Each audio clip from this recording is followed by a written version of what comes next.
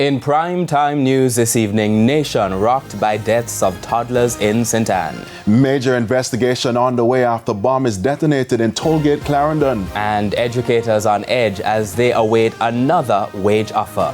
Good evening and welcome to Primetime News, and a special welcome to viewers on TVJ International in the Cayman Islands and online at onespotmedia.com. I am Archibald Gordon. And I'm Anthony Logg. Later on we'll have the business news, but now Jermaine Brown is here with a preview of the big show, Archie.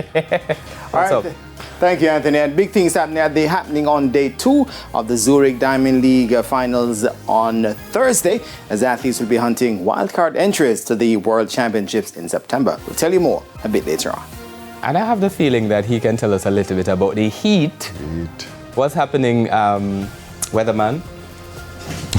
Thanks, Archie. Yes, we did have warm conditions across most of the island today, and the showers that we have been anticipating were significantly more isolated than we originally expected. We did have 40 millimeters of rainfall get recorded across sections of St. Thomas and scattered amounts elsewhere across the west. I'll tell you more in the weather report and forecast. I can tell it's hotter than usual, right? And I'll ask you, is that good news or is that bad news? It's bad news. It's bad news. There's also sports commentary and E-Prime in this newscast, but before the break, the feedback question. So this evening, we're asking this question. Coming up in a moment.